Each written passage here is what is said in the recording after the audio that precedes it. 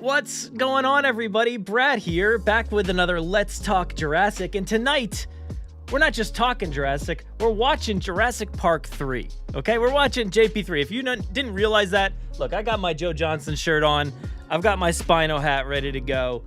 We are going to be talking and watching Jurassic Park 3 together, so if you're confused, if you've never done this before, what we're going to do is we're going to grab our digital copies, our DVDs, VHS, whatever you've got. I don't know what you've got. And you're going to go ahead and hit play when I do the countdown in a little bit. We've got a few minutes here before we get started, but we're going to do like a 3, 2, 1, play. And you hit play when I say play. But I'm excited. I'm so excited. We've got a guest. We'll get to that in a second. But I just wanted to welcome everybody in here. For some reason, I don't have the chat up here on the screen. So let me go ahead and get that going so we see what's going on here. We got, Beard Guy. Yep, that's me. Beard Guy. What's up, Greg? We've got a bunch of people. We've got Jurassic Dave in here. We've got Dodgson. We've got Jurassic Steve. We've got Jurassic Souls in here, it looks like. We've got Joey Johnson, somewhat of a relative to maybe Joe Johnston, maybe, kind of. But all right, so let's get to the stuff here. I don't know why I did it on that, but all right, let's just go ahead and bring in our guest real quick. Are you ready?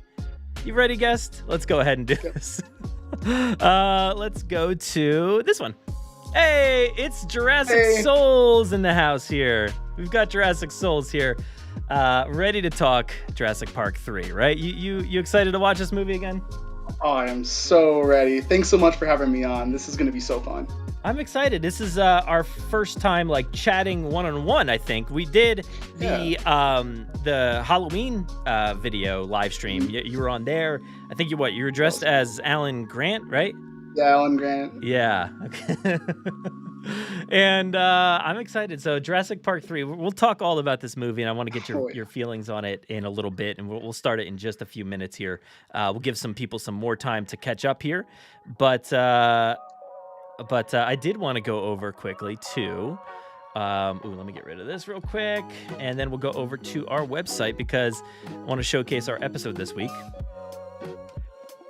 So we've got a full episode of me and also Ryan Donahoe, the host over at the Forcecast, talking all about these interviews. We kind of actually we put out a video here on YouTube as well with a few of the interviews. And in the episode, there's like all the interviews that were available in this like press kit that we got, and it's great, like really awesome videos and information to learn from all the cast and crew, pretty much everybody, I think.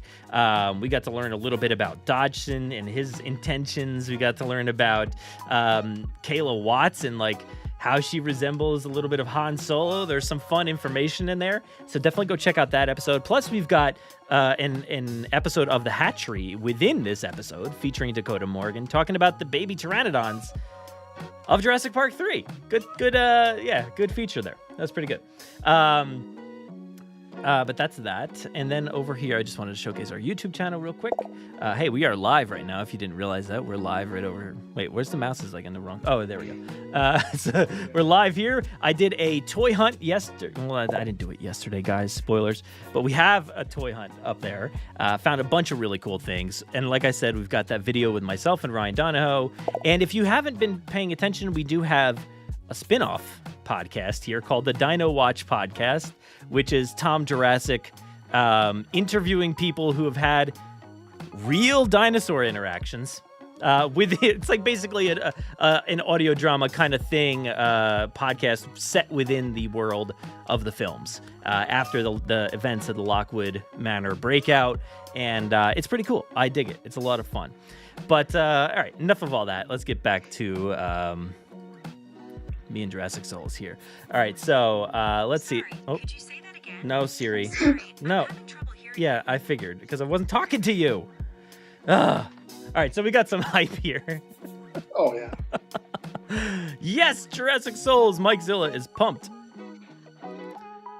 We got 22 days left. I'm ready. Oh, yeah. I mean, is that it? 22 days? I thought it would be a little bit more than that. I was kind of thinking less. I don't know why. I don't know. What day is it? Who knows? All right, let's see. We've got Tyler here. Let's go JP3. We're excited to talk about this movie. We're going to watch it in just a minute here. We got Annie here. What's up, Annie? We got Galler Force. What's going on? We got Tiffany Jones. Hey. Oh, that's my sister. Yo. Hey, sis. We've got Tyler, that Spino cap is everything. Yes, it is. It's pretty amazing. Thank you. Slick Spino cap. All right, so everybody out there, are you ready to watch Jurassic Park 3? Let me know in the chat if you are ready to watch this movie. I wanna get going on this one. Luckily it's a shorter movie. It's only an hour and a half. It's just such a fun, it's the perfect timed adventure. It really is. It really is. It's like, we'll get into it in a bit, but it's just like, it's so bingeable, and it's like one of the easiest ones to watch. So what, hey, we got Phil here. What's up, Phil? You having a safe drive home? So I've got a text club, I guess I don't know what you call it, a group of friends in a text, and we call, what is the name of this text? It's called the Spinosaurus fan club. And there's a few of us in there, great. And we just love the Spinosaurus, and I am ready to get excited about the Spinosaurus tonight. So again, if you're gonna follow along with us, we're gonna get started in just like 1 minute here. And what you're gonna do, or what I'm gonna do, is I'm gonna count down 3, 2, 1, play. And when I say play, you hit play, because we're all going to hit it together. You're not going to see the movie up on the screen or anything like that. You're not going to hear it, because then our video would get taken down right away. So, yeah. Just see what everybody's saying here. Creative Mind is not ready. Hurry up, creative Mind. You got this. Because we gotta get going with Eric. We gotta start hearing the name Eric called out loudly for God knows what reason. We got to hear about Alan, the Raptor. Alan. Out there. Alan. DJC is ready. Kyle's ready. Got a bunch of people ready here. All right, so, like I said, are you ready, by the way? You're good to go? All right. Should have checked that first. All right, so, like I said, 3, 2, 1, play. When I say play, hit play. Let's go ahead and get that down. We're going to duck down the music for a second here for the whole movie. All right. I like this comment. I've memorized the film, so I'm just going to vibe to the video. Yep, that's a great idea. Yeah, look, I mean, we're doing these rewatches to kind of get us, familiarized before Jurassic World Dominion, but like, none of us here really need to be familiarized. We just want to watch and have fun and have a good time, right? Yeah. So let's go ahead and do that. So I am going to do the countdown officially right here, right now. I am ready. I've got my digital copy here, and I am starting at 000 on the mark there, right at the very beginning. And we're just going to give you a commentary. So let's go ahead and do this. Here we go. Y'all ready? 3, 2, 1, play. All right, here we go. Ooh, love this opening. This opening, I've probably said this 100 times, but like, the music in this opening feels so wrong. It's kind of like really ominous in a way. It's like, it's ominous, but it's not ominous in the way that that Jurassic Park 3 was. I'm sorry, The Lost World. I didn't mean to say that. Yeah. The Lost World is very dark and broody, and it's very ominous. But this one, is just gonna be in your face. It's got different note structures and everything, and it just feels like off a little bit. Mm-hmm. But we are back. We're back at Sorna, and it's restricted, like you said. And what are your thoughts when you see this in the theaters or wherever at home? Or well, as a kid, I was just really happy to see Sipey again. But I never really understood why it was restricted when I was a kid. But I really enjoyed the lore expanded upon it with the DPG website, with the whole Gene Gardak thing. That really cleared up a lot of stuff for me. Yeah, it's still a very confusing intro and everything, and like it's absolutely, I would say, my least favorite. I think it's got to be my least favorite part in any Jurassic movie overall. I dig a lot more, of the movie once we get into it. But Yeah. this intro, I still have a hard time getting past it just because, like I said, the music caught me off guard.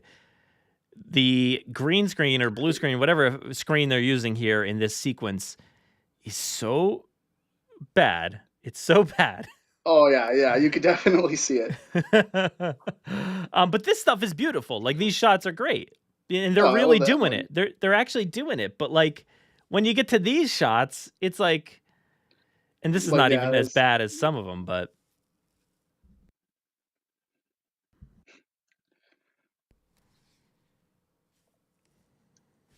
yeah, here's Forever Malone.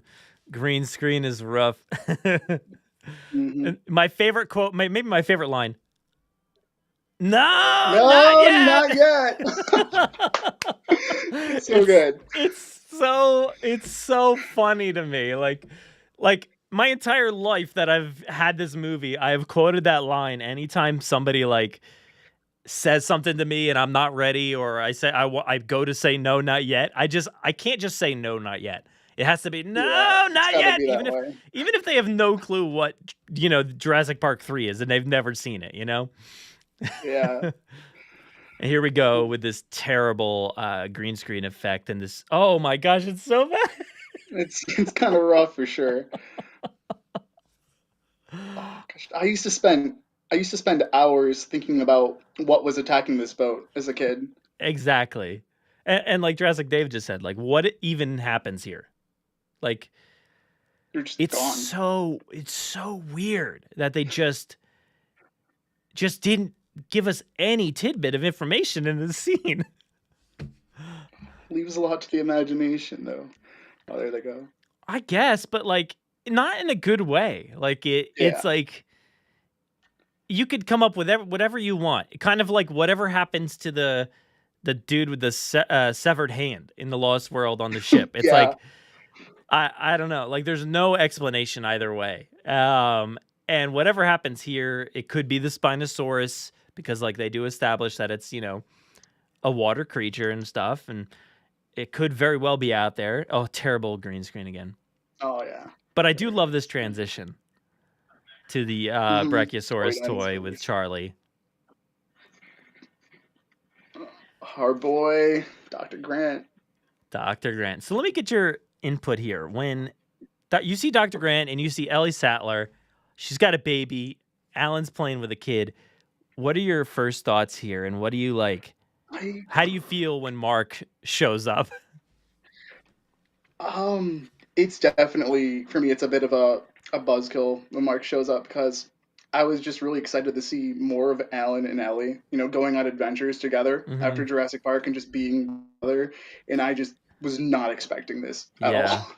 Yeah, it's too bad we're not going to ever see any more adventures with Alan and Ellie. This is it. Yeah. This is the last one, This one. No more movies. it is Alan. like Forever Malone says, it's a bait and switch for sure, and it hurt me so deep. Hurt me so deep. So, when Jurassic World Dominion comes around and we start like seeing this movie and maybe even seeing leaked shots from behind the scenes and things start coming out, you're like, I'm thinking about the established relationship here between her and Mark, and then I'm like, are they just gonna throw it all away, what we saw in Jurassic Park 3? And yeah. Yeah, I wonder if they're gonna throw it away or if they're just gonna. I'm wondering if they're even gonna mention Mark at all. Yeah. That's a hot topic right now, is like what is said online versus what is said within the film, right? Like, yeah, like in the movie, yeah. How much of the things that like Ellie has said, or not Ellie, Laura Dern has said in interviews. Like, she's explained kind of what exactly is happening, and I was like, my mind was blown. I was like, oh, okay, Yeah, yeah. I and remember hearing that. and I didn't know what they were gonna do, and I don't know if they're even gonna mention that. Like you said, like I don't know what's gonna happen. Like, Yeah, it's kind of hard to say like what's going to make it into the movie from the interviews. I hope we get more clarity though. That would be better. yeah, I hope they actually say things within the movie that that would be Yeah, nice. because But that's what this, I'm looking for those name drops, the lore, yeah, right. The name drops. those We need stuff. connections. Yeah, connections. The last of my breed. This always breaks my heart. Like seeing Alan Oh, drive yeah. away and like knowing that he definitely still loves her. Like he's Oh yeah, that connection is still there. It's just kind of yeah. mm, He's about to run over her bushes outside, but like he still loves her, yeah.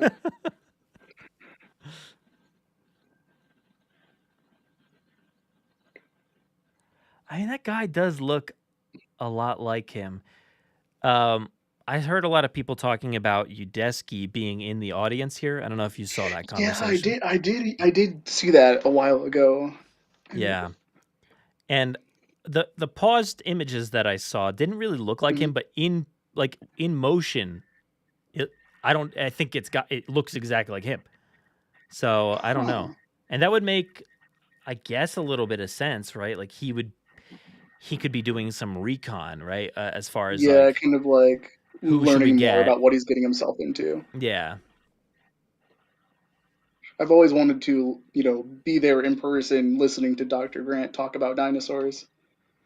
Oh my God. Yeah. That I forgot to put up our other slide here with the Jurassic Park 3 logo in the middle. There we go. Oh gosh, love it with the Pteranodon. Yeah, this is like it's an interesting poster because like it's so weird that the Pteranodon like overshadows like the actual logo itself and like blacks it out a little bit, but like Mm, I love the Spinosaurus logo, and I'm not a huge fan of them just like swapping it out with the T-Rex logo, which is like, yeah, yes, I've seen that's the that a lot. logo, but like it just doesn't look right to me. Yeah, for me, it's always going to be the Spinosaurus for this movie Yeah. on the logo.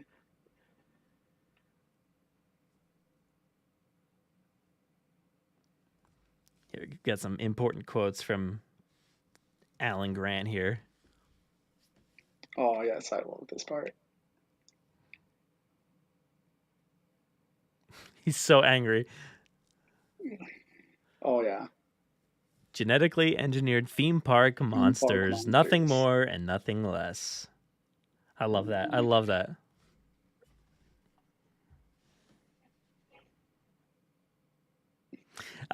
See, this guy who chimes in is right up there with the train guy in the Lost World. Yeah, Oh yeah, for sure. he is. This guy actually might be more annoying because, like, at least the train guy is like endearing a little bit. Like, you kind of like are almost on his side because he's like goofy and silly. This guy is just like, excuse me, but it's like really annoying kind of character. So Yeah. I kind of like the train guy a little bit better. Oh, I love the score that plays during this scene so much. I listen to it all the Yeah, time. Here's our boy Udesky. we're good to go.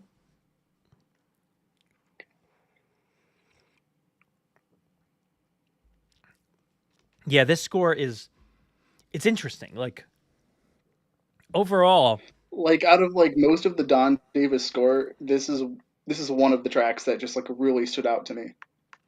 for sure, yeah. There's like a handful that stand Hmm. out to me. Most of them just sound like they're they're trying almost too hard to copy John Williams and what he did in the first movies, and it's so bombastic that like it's I don't know, it's just over the top so much. So I really love the Oh yeah. understated moments like that. Like we just heard, it was just a very upbeat, just like a march, kind of thing. And and then later on we get like I'm blanking on the names of these tracks, but there's another track where exactly the exact moment is where the family reunites and Eric finds the family. That moment right there Mhm. is so good. Let me see if I can bring up the. Oh, I love that I'm one. sure everybody else in the chat will know it before I do, but I can't think of everything all at once, you know? Yeah. Right here. Our boy Billy here. Billy. Nash Calling, I think. Yeah, I think that's a track. Yeah, Nash because Calling? it's the phone, yeah. Sounds about right.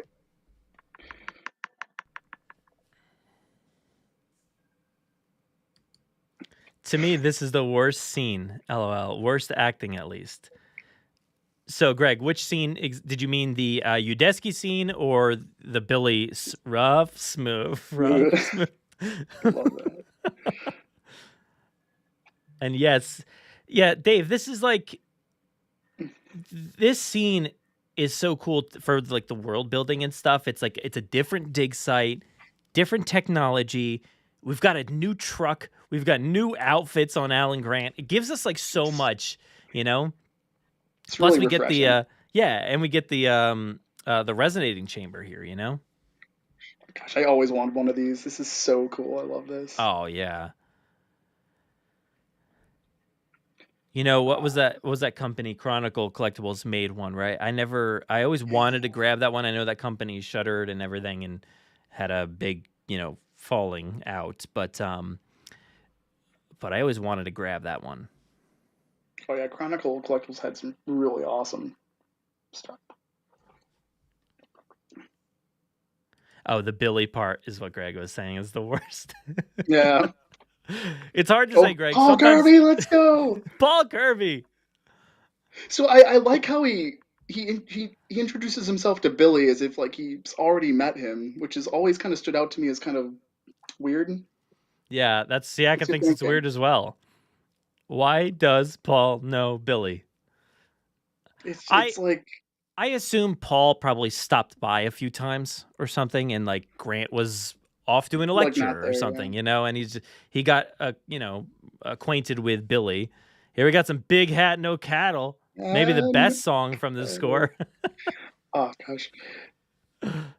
And I really like this song choice too, because I think the lyrics of this song is almost like kind of putting on a facade, or exactly. like not showing your true self. So, and then this is exactly what the Kirbys are doing, putting on a facade, and I just think it fits so perfectly.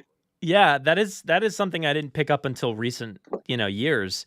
I had no clue. I just liked the song or whatever, and then, to find out that's what the meaning of the song is, I'm like, oh my god, that makes so much sense to have that, be sung right there.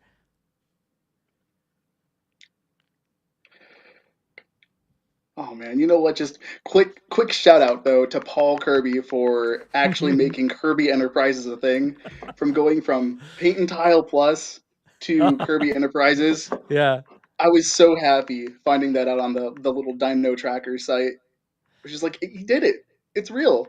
He got a sticker out there.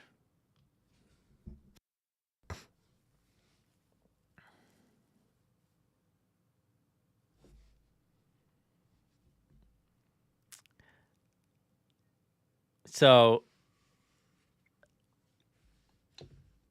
I mean, nobody buys their story here. I mean, oh, no. I don't even think like you're ever fooled at all that they've got some, scheme. That there's some scheme behind the scenes here. They're kind of sus. Yeah.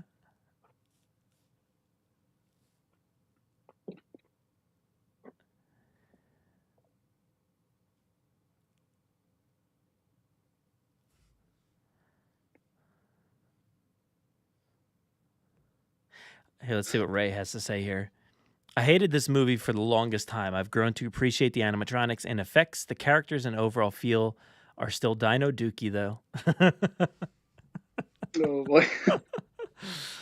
I mean, I can't say you're wrong, but like, I do really appreciate this movie. I was kind of in the same boat, when I first saw this movie, I disliked so much of it, and to the point where like I just was into other movies for so long, and I kind of stepped away for a little bit. And then once I started getting hyped for Jurassic Park 4, then I was like back in, but like this movie hurt big time. And I didn't collect any of the toys. I only recently grabbed a handful, but I was also like in high school at this point.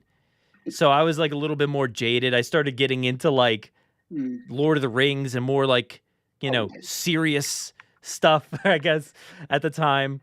And so yeah, I kind of like lost my way for a little bit, but I'm Yeah. definitely more into it now, and I've appreciated a lot more of it. Yeah, this movie came out when I was at the perfect age. I was just, very little, couldn't really even form proper, opinions, didn't really know what was bad and what was good. And I Hmm. just had Jurassic mania. As a kid, I had all of the Jurassic Park 3 toys and the computer games. So this movie's always like a guilty pleasure for me. It's just so deeply rooted in my past, and I'm just super Hmm. nostalgic for it. Well, yeah, that's good to hear. I like knowing that the movies hit you at a certain point in time. If you're at that right age, this could be the best movie for you. Like this literally could be your favorite one.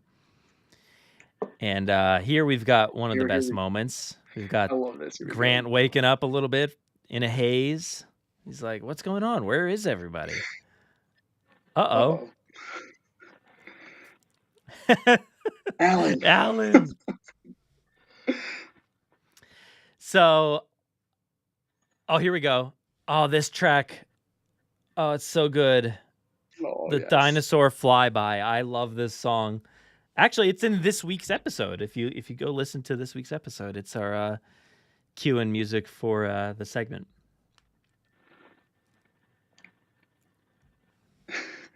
They're like, we don't care.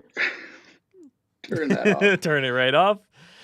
So let me go back to the Velociraptor Allen moment. That is a moment that is like so laughable, but I really dig it. I really dig that, and it actually makes a ton of sense. From the Yeah. standpoint of this movie is all about communication. It's Hmm. all about communicating with dinosaurs. Literally, the first time, right after we see Alan Grant for the first time, they cut to the interior of Ellie's house, and he's like, "Alan, is my name Alan? Alan?" Yeah. He's talking to the bird, and he's telling a bird, which is a direct descendant of dinosaurs, like, "Is my name Alan?" And then Billy's making the resonating chamber, and that becomes Hmm. a thing because that's direct communication with dinosaurs and velociraptors. And then the raptor is literally talking to him, communicating with him directly, in the same way that he was communicating with the bird. And then obviously that becomes the saving grace later on at the end of this film. It's all about communication, and it's interesting because like communication, training, all this stuff all leads together, and it's Yeah, all it does. it's interesting. And I've talked a lot about like the control aspects of what we may see in Jurassic World Dominion, especially based off of like Camp Cretaceous and stuff like that. So it's interesting to see what kind of control they're establishing even in this movie here. Yeah, I just think it's pretty clever, and it really fits together really well when you think about it, how they just keep evolving the Mhm. communication, Yeah, evolving, how we see these dinosaurs as animals, evolving the relationship. yeah. Ooh. Siaka, let's be honest. Talking raptor is pretty low on the list of weird dreams a person can have. Yeah, Yeah, that's pretty. that's true. What's that thing that Kenji says something about a nightmare or something about a weird dream or something? He's like, that's like a Something shark and a about like a mermaid mermaid. or something. Yeah. Yeah. Oh boy, here they go. Eric, Eric, just constantly. And we're gonna get one of the best quotes and God. best memes, coming up here in a minute. Oh yeah.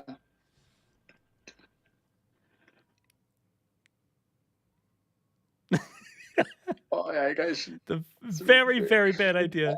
yeah. Here we go. I What's a love bad this so much. idea?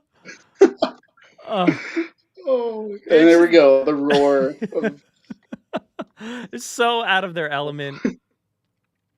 sounds bigger. Chloe is so excited for the new Jurassic World movie with all the actors from the original. Yes, same. Oh yeah, So same excited. here.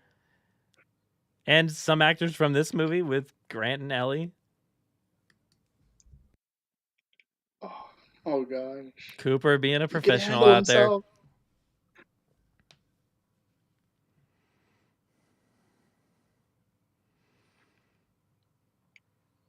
Sorry, Cooper. Oh gosh. I love this whole plane sequence so much. I love that, like, I feel like these guys are real cheap. Like they're not the best of the best, you Yeah. know? They're definitely not the elite squad of mercenaries that you would take to the island. But like they're like a low tier because that's all Kirby could afford. You know, he really wants to save his kid, but this is the best he can get. And he's like, he's a professional. He can do it. Uh-oh. It's Cooper. That's Cooper. Oh no. Oh gosh. Cooper, what are you doing, dude? Why are you still standing there? Pull up. There we go, the Spinosaurus. Also, why was he? Why did he only just pull up then? Like, why did he not pull up sooner than that? Ooh, gosh, this plane crash is just so. Oh, yeah. I feel every time they hit something. Grant's good though. He's got that that Grant stare over his or under his hat there.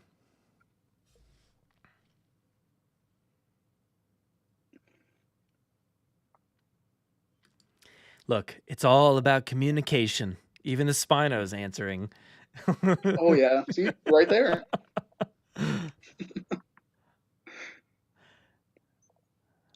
There's the satellite phone. Ooh.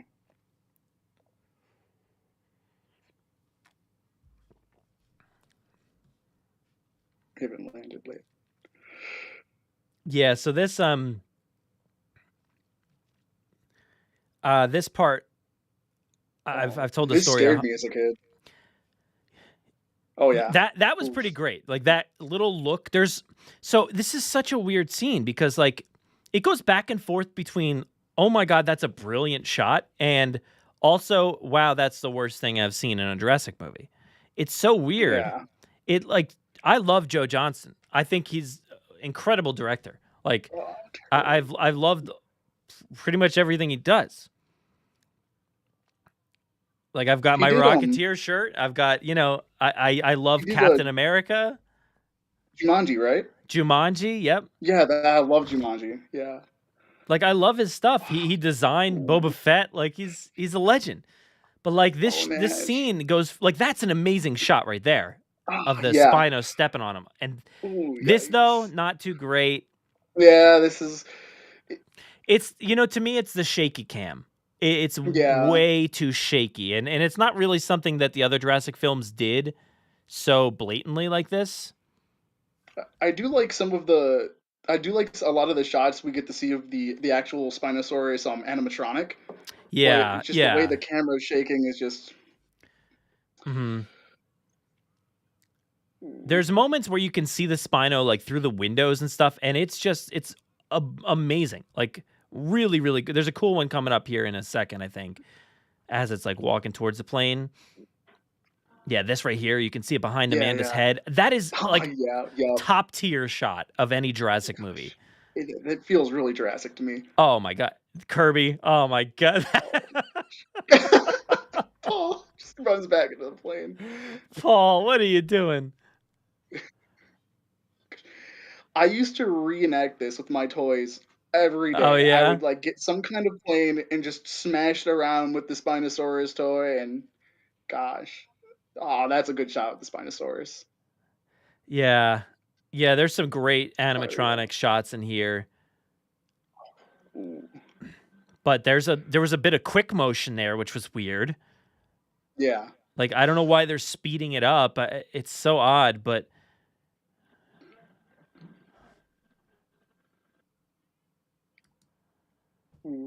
See, Greg, you mentioned that you don't think the Spino translated well with the animatronic the same way that the Rex did.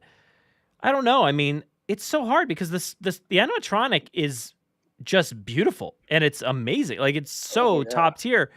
I just think it's the way it was filmed. Like I think if you just came at it from a different approach, like there's so many aspects that look great, but it just filmed so weird at times, so it just didn't work out.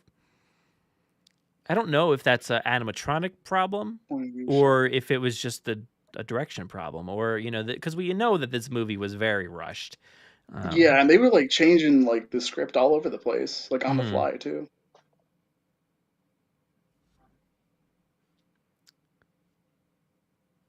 Here we go. This shot here is just so silly. Like the Rex looks goofy. Oh my god, just looks up at them. Nobody move a muscle. And this And this T-Rex. This is the same animatronic that they used in the Lost World, right? Yeah. Which it looks so weird here because like it looks very animatronic-y. I guess it's the lighting, maybe. Yeah. Oh, here we go. This is getting good. Got my popcorn. All right. The best dinosaur to have ever lived. Team Spino, let's go. Yep. Team Spino. Jay Jurassic, where are you at? Where you at, Jay? Oh, gosh. Dude, I love this battle. This is such a good battle. Like, and there's no music, too. It's just so natural. Ooh, neck cracking. Ooh. Woo, there it is. Dead T-Rex. Oh, boy. Let's go. Let's all give that Spino a hand. I love it. So that animatronic shot is brilliant. Like, oh, this roar right here is so good. The roar to cut to punch is hilarious to me. Because the roar cuts across the screen, and then at the end of the shot, you just hear... I always thought it was like the Spino's like neck snapping. I know. It sounds like it. It's so funny. Paul's trying to... It's just like, his anger is so silly. He's just trying so hard to keep the act. He's trying so hard, even after all this. He's just not that guy, you know? Oh, I love this whole thing coming up.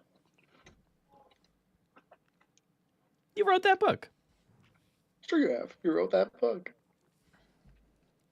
Billy's like, you dope. It's a different island. I mean, there's two islands with dinosaurs on them. Yeah, Siak is right. You do hear the punch before the scene actually transitions. That's why it's like, it's still in the Spino sequence, and you just hear, and you never actually see the punch. Like a neck crack or like a something. You never actually see the punch. You just see like, falling away. It's such a weird transition. It's so funny. That Jurassic is good for something. It's great transitions, you know? Oh, I love it. Like the scream to Ian Malcolm in the subway in the Lost World. Yep. Which, by the way, is the best transition. Oh, it's so good. In any movie ever, I think, maybe. You know, it's chef's kiss.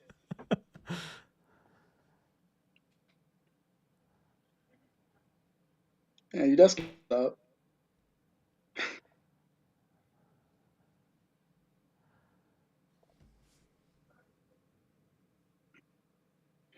Oh, God.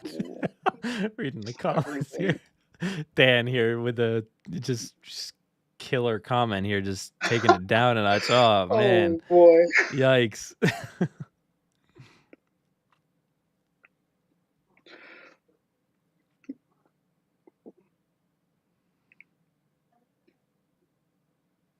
So Paul's very endearing, though. Paul's a good guy. Like I love Paul. You know, he's trying really hard. He's one of my favorite characters. Yeah, he's a good man.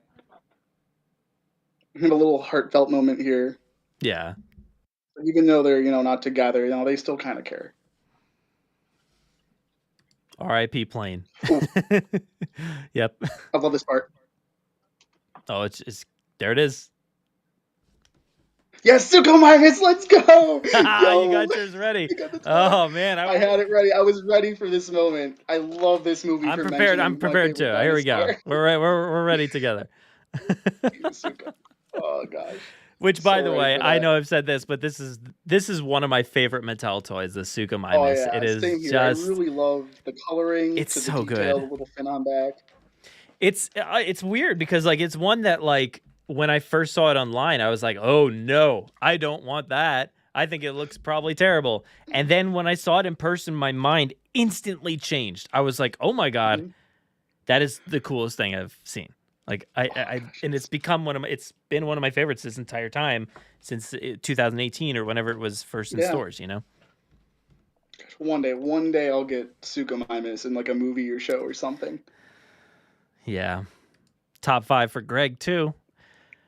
That's saying something. This is a great toy. You know, it's Yeah, it's such a awesome. It's good so. toy. And the other ones, like, do you have the other ones too? The or other one? I think. How many? I don't. Was Um, there just a brown one that came out or whatever, yellow, whatever I think it color it was like is? a yellowish one. Yeah, I do not have the yellowish one. I did not track that down in time. I saw it, but I just passed it because I was like, I just don't like that paint job on it. Yeah, yeah, But I same. love the sculpt. The sculpt is incredible.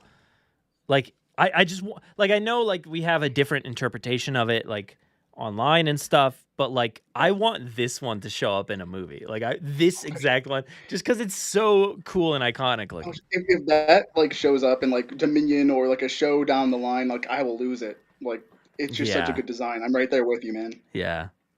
So let's get back to Jurassic Park 3. Right? Uh,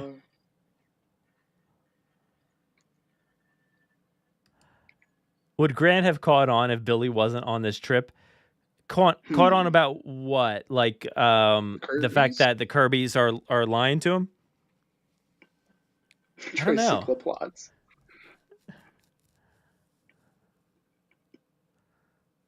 I'm going with you guys. Uh-oh. Yeah, you Dusty, you know what's up. Now this like Oh yeah, they focus on this scene for very long, especially the skeleton. yeah. If this is like it's not like there's not a huge heavy weight like on this sequence. There's a little bit of sadness, but like you think Yeah. about what's going on here, like really if this was real, like that's horrible. What's happening in this sequence and like she's just looking at her like dead boyfriend's bones just Oh yeah. hanging in a It's tree. Bone Man kind of Ben dark. Oh just man, hanging Ben. there.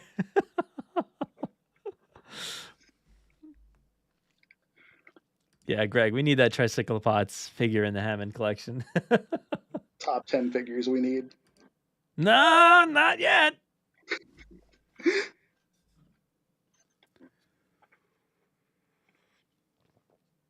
This is our first flashbacks in the Jurassic series. Yeah. Gosh.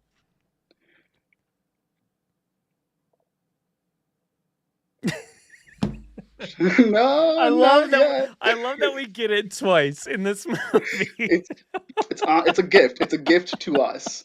It really is. I love this like little replay here of the events. Like it's pretty cool that it's like it all looks handheld. Hmm. Ben's alive in the tree. Poor guy. Gosh. And even though it's not, canon, the that one Jurassic Park novel, The Survivor, that came Hmm. out back then, I had that, and it really paints a really good picture for Eric's little stay here on Site B and like how they crashed onto the island and what he did after that. And Yeah. I loved thinking about that kind of stuff. Oh, there he goes. Oh, just Oh, there we go. Spooky incredibly time. brutal. Like, what happened here?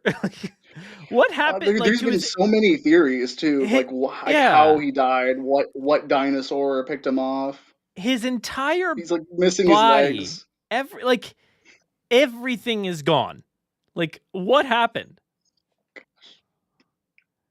It's I been kind of eight want to see eight that. weeks, and he's just completely gone. Like, I guess Compies probably got up there and devoured the rest of his body, whatever killed him at first. I don't know, but like the scavengers probably Yeah. tore him apart, which is just imagine that. This is gross. Oh, that sounds brutal. And plus, he was like really banged up, from that fall too. Like I Yeah, imagine he took most of the brute force of those branches instead of yeah, Eric. Little nice moment here. It's Eric. yeah. She instantly not so much worried about Ben, but it's all Eric, which I understandable because you think at this point like she's probably like just completely angry at Ben, even if he was to be alive and she found him alive, like Yeah. she's got to be furious with him, like Oh boy. yeah, it's a fair point. Forever Malone asks, what lifted Ben back up the tree? Right? Yeah. I never thought about that. That's a good question because like Maybe we he just like saw tried he to was pull lower. himself up Yeah, maybe. to get away Maybe. from the dinosaurs, but it was too late and got stuck up there. That's a good theory. I like that theory. Oh, the raptor eggs. Ooh, I love there's a lot the of them, too. speed at which Grant stood up. Like he's like, oh god. It's like flashing back. Raptor.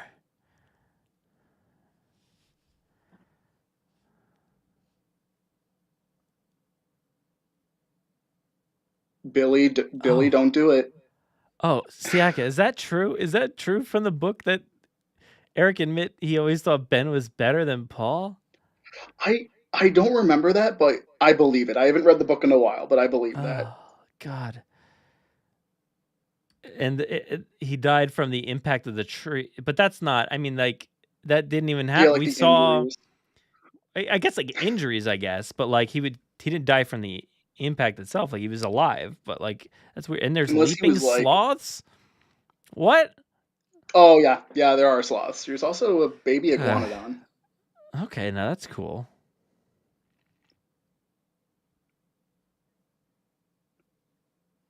Got a shot of the center down there.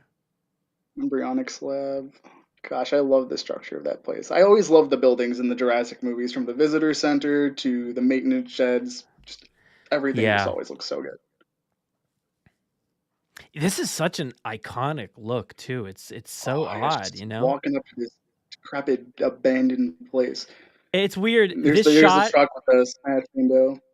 It's like kind of focused on like, you remember this truck, like it's almost like the truck from the Lost World, but it's not the truck from the Lost. Place.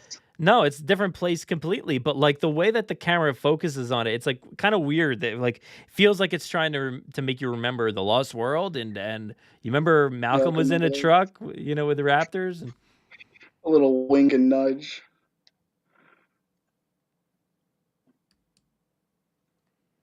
Interesting thought, Greg. I you know, to be honest, I haven't seen the video yet for which we usually talk about the Beyond the Gates stuff on our live streams, which we're not getting a chance to really tonight. But what was it? Oh, it was the Raptor, Grant, and Ceratosaurus. And yeah, I didn't watch the video, so I don't know how Grant actually looked versus what the target images showed, because they tend to be quite different. I don't love the way that the target images look, because it just looks like the Amber Collection to me, and I don't like that. So yeah, it did look a little bit like the Amber Collection. Paul just kicking the vending machine. Poor Kirby cannot get candy. Yeah, that is so funny to me. It's like I always laughed so hard at that. Yeah. What a guy. And this is such a great addition to lore and stuff. Like, it's just so cool seeing this lab here with all these like mechanical rigs and robot arms and stuff. It's just, it honestly looks like it's like out of like, I don't know, like a Terminator movie or something like that. It's like wild looking. So like Alien or something. It looks so alien and futuristic. So do you Go ahead. Do you think that a lot of these like experiments and stuff, like in the little tubes, do you think those are left over from InGen making things for Jurassic Park, or do you think that's like from when Dr. Wu came back to Sorna for the amalgam stuff? I think that this is probably. Oh yeah, I don't know. I was leaning a little bit more towards it's like InGen stuff, but it could be. Yeah, well, I guess it's a bit of revisionist history now, right? It's like none of this was like what we thought it was in a way, which I'm not really a huge fan of that, to be honest. But I don't know. I have no idea. And I would have assumed, like you're saying, like, yeah, I think it's probably InGen, but because it looks old and like it's been shut down for years. Yeah, but who knows? Just kind of. Yeah, in the jungle, maybe this stuff just wore down a lot quicker, you know, that's possible. But I don't know.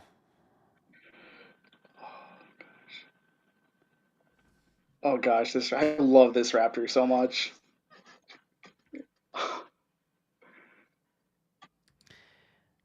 Best Raptors in the franchise? What do you think? Do you think so? I mean, oh yeah, they're definitely my favorite. They are. Oh, it's so hard. I did an episode. Oh my god, I don't even know when that was.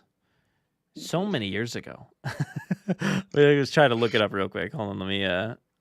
My mouse could work here for a second. I did an episode on Velociraptors. Yeah, and this is like again with the communication.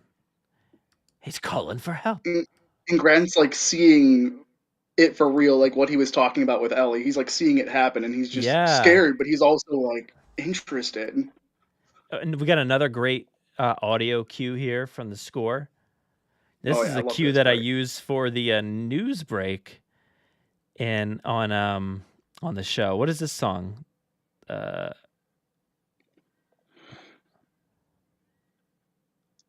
There's the Cretaceous, Parasaurolophus herd. Yeah, I really love this track. I love the Raptors, running through the herd and stuff. It's iconic looking Raptor runs. It's just so good. Yes, here we go with the Raptors running. It's there they go. They're speed zipping through the grass. Yeah. See, I feel like I just saw the Parasaurolophus from the set with Roland Tembo, that smaller one. Didn't make sense for the Lost World set, to be honest, but it maybe makes sense for this movie. I kind of wish. Here we go, Dave. This music reminds me of the podcast. Yeah. I'm sorry I've ruined the music and stuff for everybody. Oh, poor Udesky. Oh, this walking shot of the Raptors, so epic. Oh my god. I feel that every time. Oh yeah. Oh, good shot of the female Raptor.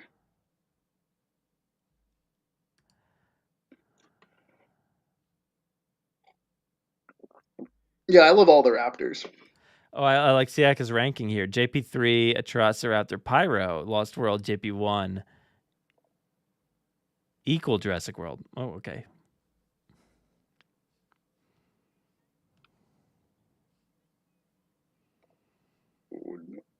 The trap. He's dead. He's dead.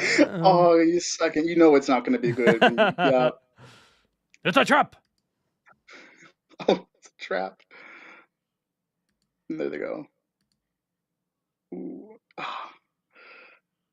I love the shot of them just biting upwards toward her face. Yeah. All right, so I think that Raptor episode I was talking about was literally episode 10, which was in 2015. Which, oh my god, it was so long ago. But I had a hard time even back then deciding what is my favorite design, because like I'm not a huge fan. Honestly, I think the female Raptor, the white Raptor in this movie is probably the lowest in my ranking. I'm just not a huge fan. I always call it the cookies and cream Raptor.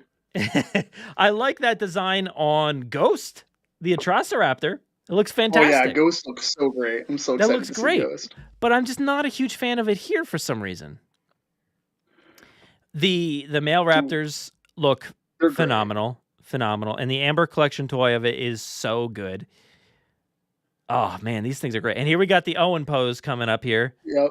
So can we actually call it the Owen pose, or should it just be Grant? Because like Grant was here first. Yeah, he technically started it. Yeah, he's surrounded by Raptors and. Oh, here comes Eric. It's hard. Yeah, I think for sure though the Lost World Raptors are my favorite. The Tiger Stripes. The Tiger Stripe Raptors are my favorite. So good. The original Raptors are kind of hard to beat as well. Like they're just so vicious and scary and iconic. Yeah, and that's the look. But the JP3 ones are some of the coolest looks too. So it's very, very hard. Plus, I love the Jurassic World Raptors. I love blue. I love the way that they look as well.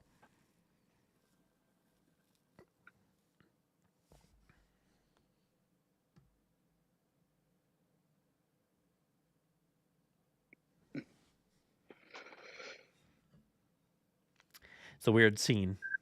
Yeah, for sure.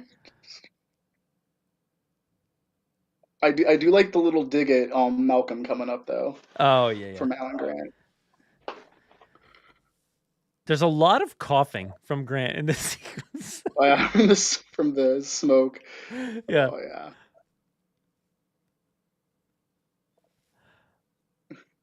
It's funny how they like feel like they have a rapport right away. Like Grant being somebody who's self-proclaimed like not very good with people, but he's like great. He's great with Eric right away. At least he's had some experience with kids. This gross-looking beans. Oh, God, yeah. so gross. Oh my gosh. But he's going to town on those things. Like he doesn't care. They probably taste all right. I hope. I hope. He's like, I don't care. I just need beans. And what's Eric got? Like a Three Musketeers bar or something? The wrapper on that, it's definitely a Crunch bar. It's 100% a Crunch bar.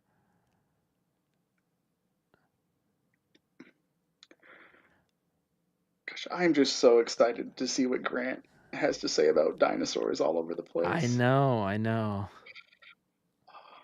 Still coughing. Oh yeah. Oh gosh. This line. He probably like actually breathed in some of that smoke while filming this scene. This T-Rex. It's so weird because like he didn't give any idea as what that was. He just said, "Be careful with that T-Rex." Yeah. There's no. It didn't. It's like they cut the word out P, or something, or T-Rex urine or something. But because Grant's just like, "You have T-Rex P." Like it's just such an odd. He just kind of knew. It's just very. He should have. Yeah.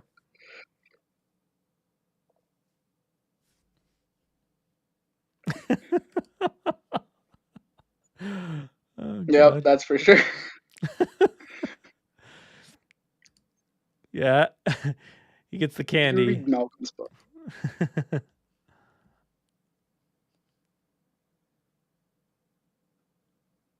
Too much chaos. Everything's chaos. That's Malcolm for you.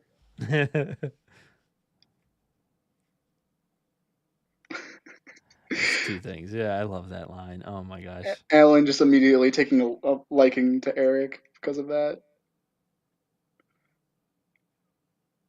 Oh, nice little compy scene here. Love the music here too. It really fits the compy too. It reminds me of the theme they used for the Lost World video game with the compy levels. A little bit. I don't remember what that sounded like. That's Michael Giacchino, though. Michael Giacchino, yeah, he did the stuff for that game. Some great music in that game. This Billy yelling, "Alan!" Yeah, we established that that's a bad idea, right? Like, no one they just don't like to listen. I really like these ankylosaurs though.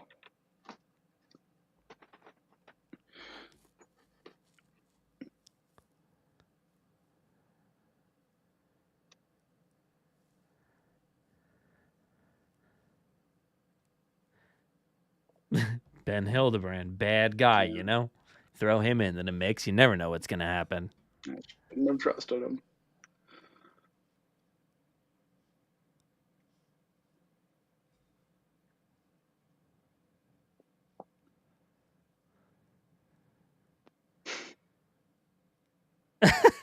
I'm reading Siaka's comments here. He thinks he can explain that T-Rex P part. And have you seen Paul and Amanda? Eric probably has a hang up about saying the word P because of his parents. I mean, yeah.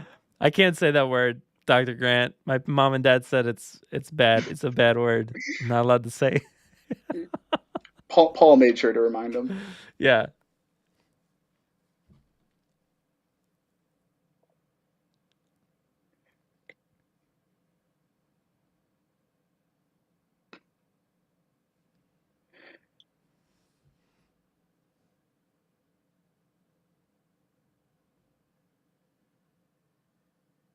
I love the vibe of this whole area though. It's so cool. Oh Like the gosh. truck Yeah, I tipped was just over with thinking the that. fog. Oh, that's so good. And you got the jungle in the background. But I know it's some also people like were kind of over mixed. water. Yeah, it looks like there's like some puddles, some stream. What were you saying? You love what? Yeah, I know that some people were a little bit mixed, like how the environment was so drastically different on Mm-hmm. Sorna from the Lost World.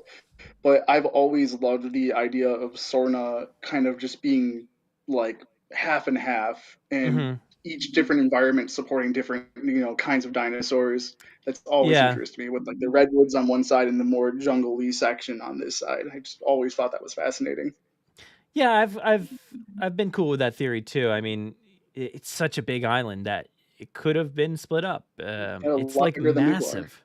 There's like huge cliffs and a full pteranodon cage off on the side of a cliff, and there could be jungle. There could be. Look at that place. Like, look at how big that island is. Like, It's huge. it's not even an island. It's literally just a huge landmass that's like, I don't know, it's just massive. But yeah, it could literally contain anything. You have different biomes, Maybe there's a snow part on here too. Who knows? Oh gosh, We've yeah. established that it's possible somehow. I remember some theories of before season 4 of Cretaceous, when we thought that that season 4 was Site B. Like, how are they going to put a desert on Site B? Like, it's probably already there. See, that would have been so much cooler if like, Skull Island. yeah, if it was Skull Island, which actually Skull Island becomes Manticore Island, like in the movies. If you watch the, like, or no, I guess I don't know. I don't even know how that. Did you see Godzilla versus Kong? I did. I love that How movie. there's literally like one of the Manticore Island Oh yeah, containers the in there. whole. So it's like it's interesting, but I kind of wish that Camp Cretaceous still took place on Sorna. Yeah. I was And a little instead of bummed a about random that new too. place, yeah, a new I unnamed island. I was. It wasn't the fact that we were at a new place that bummed me out. It was the fact that we didn't really get a name for it or Yep. much lore around it. Like, that was just really bummed me out a bit. There's still time, but There's still time. all right. Here's a great moment from the score because Oh he yes. hears the phone. The movie's zipping along here. Wow, yeah, we're already past the halfway point. Yeah, this movie just goes by so smoothly. Like, you could just. I've watched this movie. I'm pretty sure I've watched this movie more than any other Jurassic movie. I mean, it is so easy to digest. So I wouldn't run it past anybody to have seen this more than any of the others. I think it's very possible I have as well. It was always on TV too, on like AMC or like TNT or something. Oh, I love this score. This is such a good moment in the score.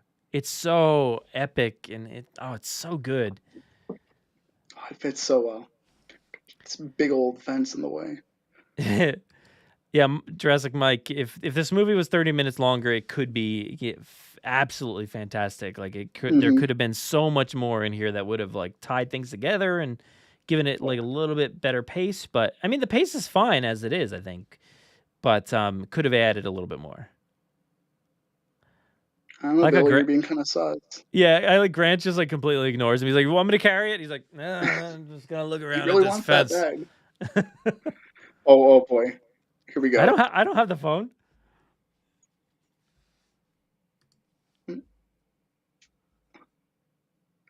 That's a new theory I've never heard before. Spino could be his dad. Who knows? Must have had it when he. Oh, there we go. Iconic. I forget who it was, but somebody asked the other day, how long was a Spino standing there? I think I said 45 minutes. Oh yeah, it was just lying and wait. Oh gosh. There's zero chance they would have gotten out of this mess. Like, Oh. so I convenient that really there's a love this. I massive love hole. this shot of the Spinosaurus running past Oh, the fence. yeah, it is fantastic. Oh gosh, love this. And up there's the entrance to the aviary. Look, zero problem with this fence, but absolutely can't go through a door. Yeah, right. Maybe it was like a momentum thing. Yeah. I don't know, that door's got a lot of locks on it. I don't know. Oh boy. I mean, it it's hitting the door, and it's just it makes no sense. Saw that whale. It's like, oh darn you humans.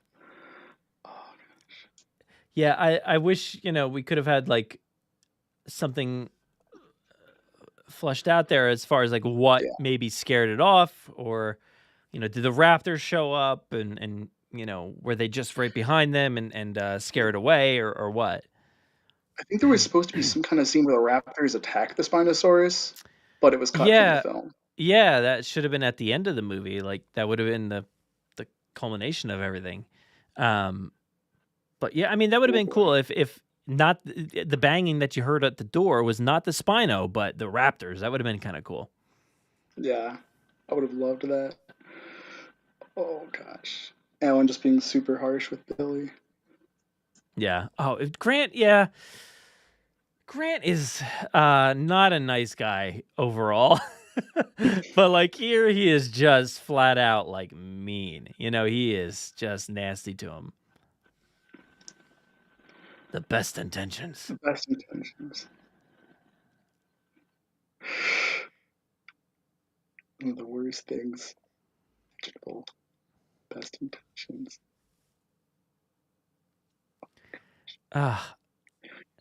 You're no better than the people that built this place. Is like Cuts deep. yeah, it cuts deep. That is like, I can't believe he said that to him, because like he's definitely way better than the people that built the place. Like let's be honest here. I don't know though. It's hard because like he is about to smuggle dinosaurs off the island if that was to happen, if they were to get off the island. Like, so Jurassic World Dominion could have happened a lot sooner, I guess, but who knows? Yeah, I was always wondering like what would be done with those eggs, and if they were taken off the island and like sold somewhere, like Yeah, I love to think that Dodgson's out there somewhere, like just just waiting for waiting those for that. eggs.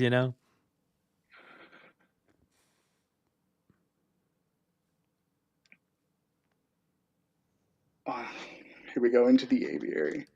Thanks for stopping by, Amy. Hopefully see you Amy. next time.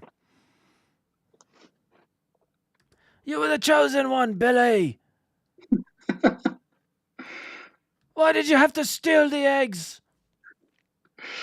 Oh, if only we could have gotten that "I hate you" from Billy in retaliation. I hate you. As he's just brought away by the pteranodons. Yeah. Alan Like, just almost falling. I'd like a shot of Grant like watching Billy float away, getting pecked by the pteranodon, just going, I've got the high ground, and you just see him just like floating away. Oh my god.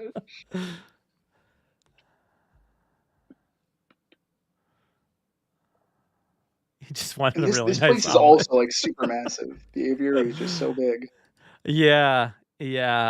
It's incredibly like just mind-boggling how big this bird cage is.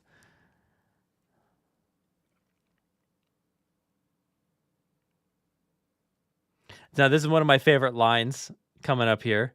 Okay, come on over. He says, so good, come on.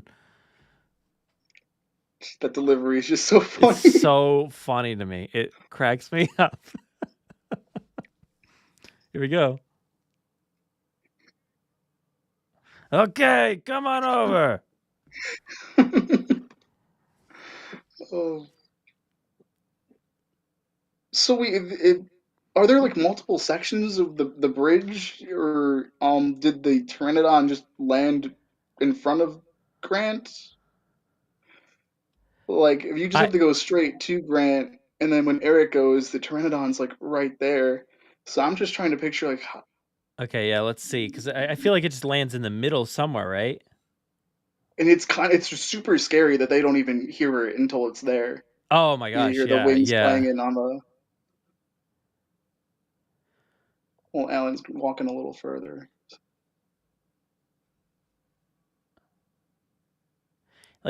this is just another, showcase of the hubris of John Hammond and everybody that built this place, like showing that, hey, we can just put a few cages around this and everything will be good. It'll be fine. These pteranodons won't attack it. There's no worries. These pteranodons are like super aggressive.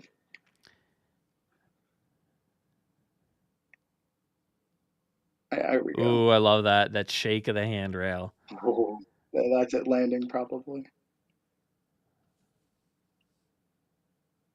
There's the cage. Oh boy, love this Mom? reveal. I don't know why the captioning said "mum," like he's like Eric's British or something. Birdcage. For what? Oh, that's a good shot. Oh boy. Woo! Bye bye, Eric. Ooh.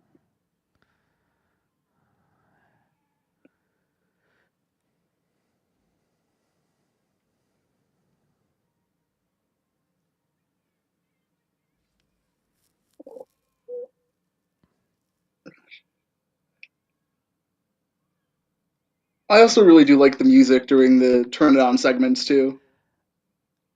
It's wild. Oh, it is for sure wild. The babies are so cute. Oh, the little animatronics. You shall not pass. Billy, don't, Billy. Billy, go ahead, jump off. You're no better than the people that built this place. The music is just so over the top, but I love it. It really is. And man, that noise is like explosive with that thing bursting open. Mm-hmm. Whose skull is that? It's a good question. I just imagine some workers or somebody. Yeah, worker.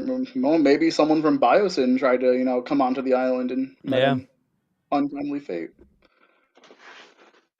The amount of stories that could be told, still in between things. Oh, it could be so great. There's so much fun. It was Cooper's skull. Oh.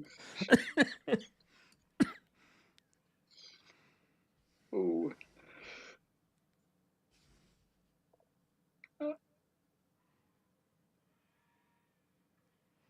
Oh yeah, here we go.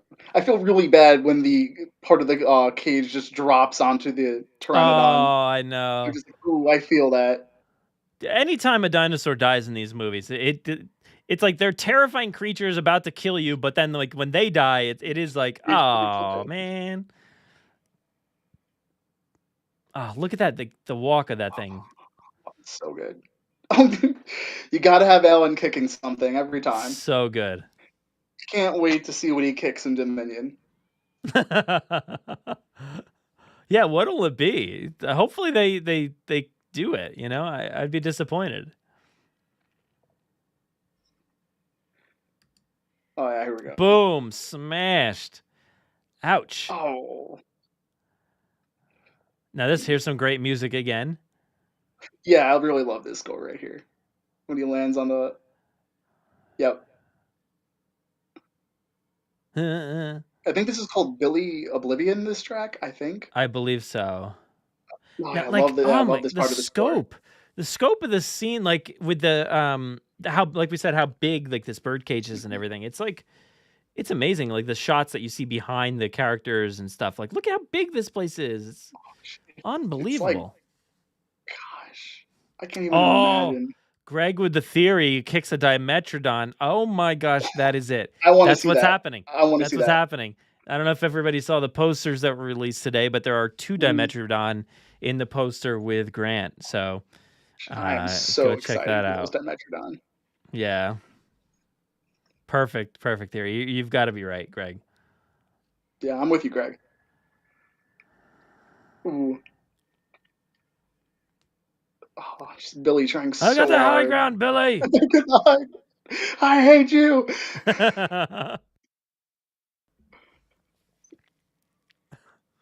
This is like a pteranodon death, it has to be like one of the most brutal deaths. Just getting like pecked a lot. Like it's just it's clawed brutal. at, and you can see some of the blood mixing with the water. No, this is just really spooky here. This That's shot, it's a little silly to me, but I dig it. It's just it's so creepy. Yeah, for sure.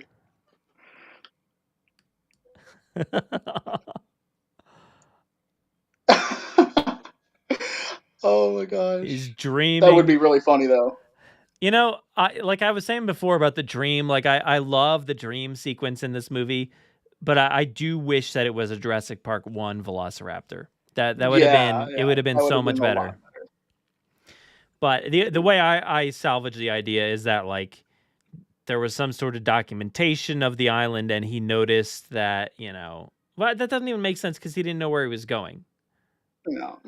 So I don't even know. Maybe he could have like I doubt it, but like maybe he saw some footage from Sorna somehow, or like seen some kind of documentation of Injun's list, or one scene could have fixed this whole thing. It could have been like him at home, just like kicking back with a beer or something. The shot is beautiful.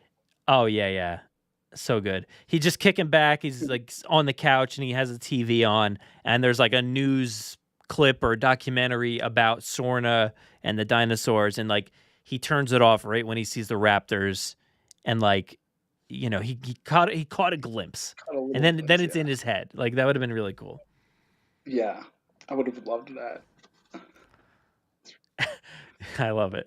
Billy Skywalker versus Alan Grant Kenobi. Alan Grant Kenobi works way too well. I don't know why that's so perfect. It really does work well. It really rolls off the tongue. Alan Grant Kenobi. Oh yeah, I did. No pun intended, but kicking back. He's like, okay, hey Billy, come on over. I've got a beer. I'm kicking back. Let's watch some dinosaur documentaries together. I hear Apple TV's got one coming up.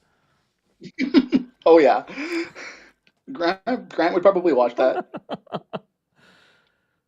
I love this. Two kinds of boys. Yeah. It's so good.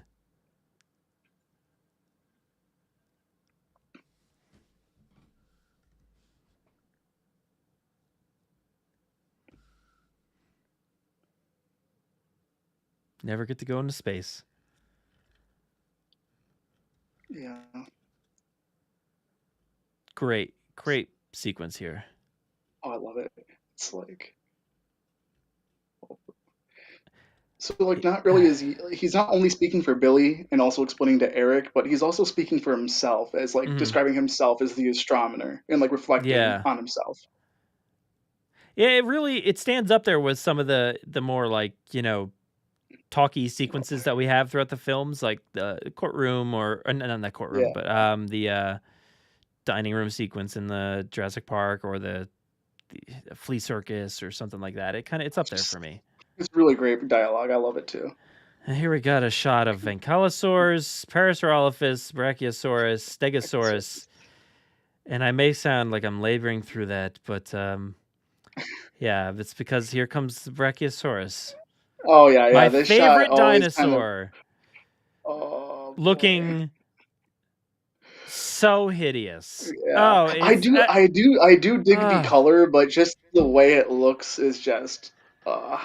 I despise the color, and really the one thing that destroys it for me is the eyes. It's got some the eyes are really rough. It's got like weird like raptor eyes or something. It's like weird. Because I always dug having like different variations of the dinosaurs, like the male and females looking different. But just that one shot of the brachies, it's not good. And it's like back to back. Not only do we have the Brachiosaurus looking horrible, but we're also going to have my other favorite design in all of films, the Ceratosaurus, and it's just come on. Which, yes, I did buy the Ceratosaurus today, knowing very well that it's like my least favorite dinosaur. Yeah, I thought the figure looked pretty good for the new Ceratosaurus. I kind of wish the paint job was like a little different to me, but like, you want a timeshare, Grant? There it is, Tyrannosaurus, looking just. Oh boy! And this was supposed to be a Carnotaurus, I think, at first. They switched it. It's so weird. I just despise Yeah, it. the way it's teeth. Yeah.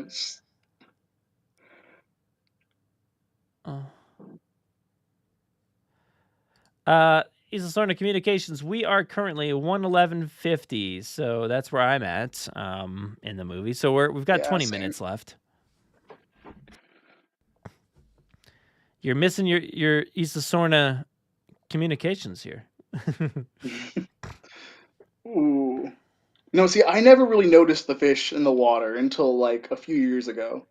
I was always confused in like what they were looking at. Is it fish or is it like the Spinosaurus? I don't know. Yeah, I guess it's fish, right? I didn't really get a good look. Of fish swimming. Something must have spooked them. Oh yeah. So I love this whole sequence. Oh wow! Oh yes, Greg, me too. Craig says the entire same thing here. Just transitioning from like, kids enjoying, wholesome dinosaurs to like an actual dinosaur attack happening at the same time. Yep. It's just so good. Take the phone to mommy. It's the dinosaur man. It's a dinosaur man. All right. So here we got the Spino coming up. Oh, there we go. Yep. I just love the juxtaposition of like the absolute terror in this sequence because this is horrifying. It is brutal. This thing is just ripping apart this boat, flipping them over. They're all about to drown. It's really scary. And then Charlie here is just taking his sweet time, watching Barney. He doesn't understand. Yeah. Ooh boy. Oh, it's so funny to me. I love it. I know a lot of people really, really dislike this scene, and like Isla Sorna Communication says, it's ruined by Barney. I don't think it's ruined. I think it's actually enhanced. I think it's a good transition. Yeah, I think like, maybe it's dated now, but like, I think it's a really cool transition because it's just showing like how dire their situation is, and then Charlie's just sitting there like getting distracted like any kid would. Mm-hmm. And yeah, the animatronic looks amazing here. It's so good. Again, it's just the way I think it was shot, and of course it's like it's nighttime, it's raining, which everything always looks better this way. Feels so Jurassic. Oh, Ellie.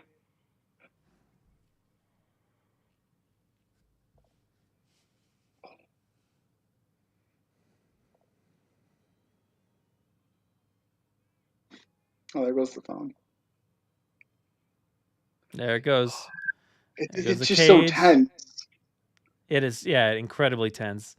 Ripping. I love like the grab that this Spino has on the cage. I just strong grip, just pulls the cage right off the boat. Yeah, Siak is saying it's great because Grant is almost going to die because the kid loves dinosaurs. That's special. Yeah.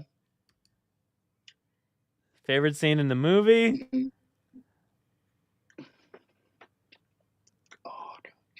Oh my god, the animatronic just looks so good. Oof. And look at the ways that thing's creating. Such a powerful animal. Like them just like and it looks great. It looks great, just like doing the whole roar in the rain too. Yeah. Oh, and plus the CG in this sequence is incredible. I think like once you transition to the CG Spino, it just looks so good. I wasn't really digging the Spino CG when it's trying to like break through the jungle to get at them, but then this is just so good. Oh, and the way it tears at Amanda, and you get the blood coming out. Oh yeah. How is Laura Dern only 33 in this movie? I'm older than her. Oh my gosh. Oh gosh. Now I love Paul just being the hero here. This is amazing. He's just such a good guy. Like I love Paul. It's so bold of them to have the struggles and issues that they had like in Jurassic Park with the T-Rex and the rain and the animatronic, and like it's shuddering all over the place and becoming a little bit erratic and stuff. But them just like putting this thing in the water with the rain, it's just wild. It looks so good. Ooh. Stan Winston. Ooh, look at that! This shot, just so good. Oh, so good. Oh my gosh. Animatronic shots, CG shots. Fire in the water, it's just mixing together so well, you know, Oh. all falling in the water. God, wow, the Spino just looks so good. And the sound design too of the Spino roar. Oh my god. It's one of my favorite roars of like all time. Oh, look at that thing just walking away. It's like a little, like maybe honestly, like a little burn. It's like no better CG in any of these movies than like that moment right there. It's so good. Paul, you jerk. Pulling his best Indiana Jones here. Our boy Paul.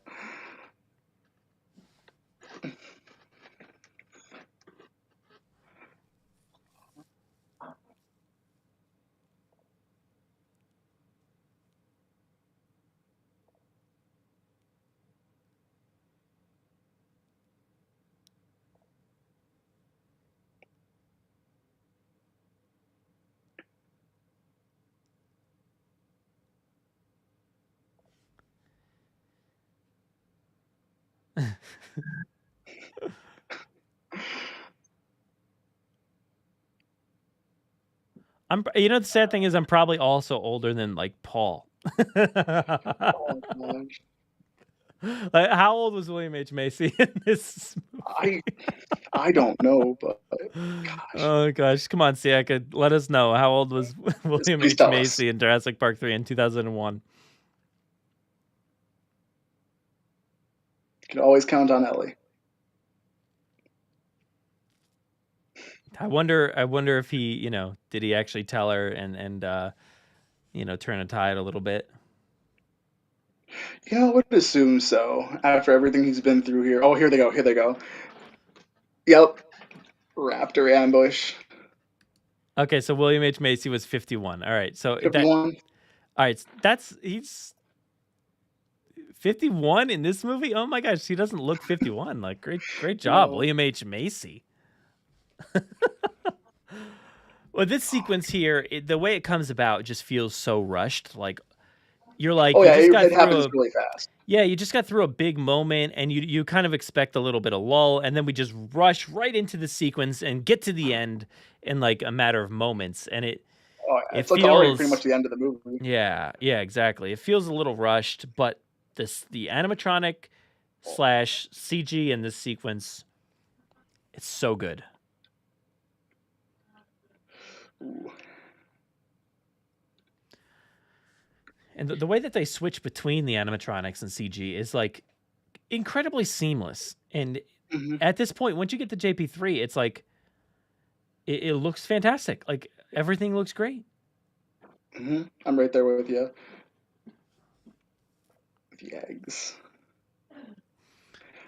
I always thought this was cool, the way they kind of give them back the eggs, you know, kind of submit to the raptors and just know that, you know, try and calm them down a little bit. Like, if they make one wrong move, they're dead.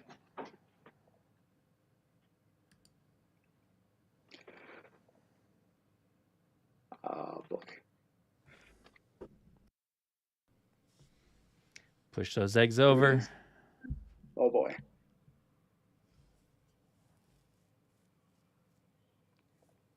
These raptors are like, what are you doing?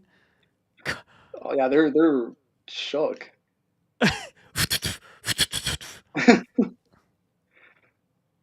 Close enough. Well, then help does actually come. Yeah, helicopter approaching. Communication all around here between the raptors, between Grant and the raptors. It's impressive. They gotta take their eggs back. Slowly grab these eggs. Don't break them. Don't break them. You got it. You got it, Mom.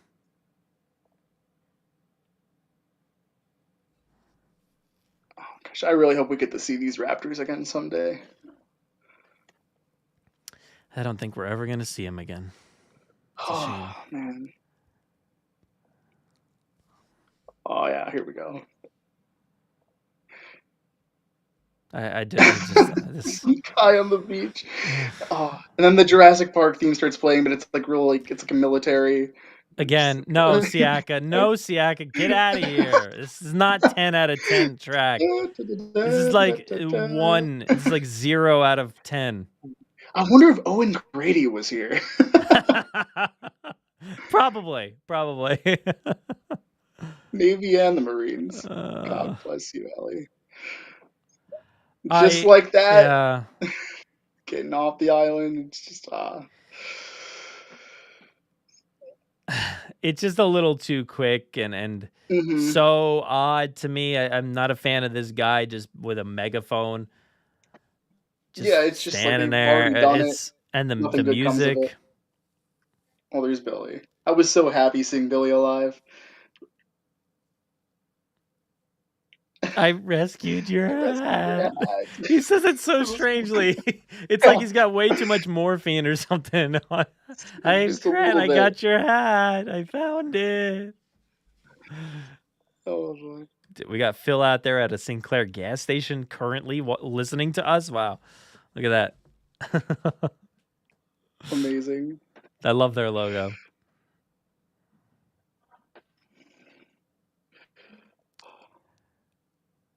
You gotta brush off his hat. And then we've got some pteranodons out the side of the window. On their way to Canada. To cause trouble for Vic Hoskins. Yep.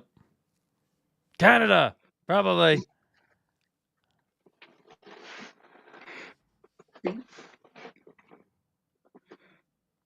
A Jurassic World.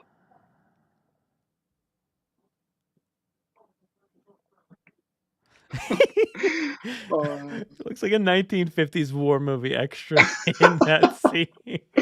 Yeah.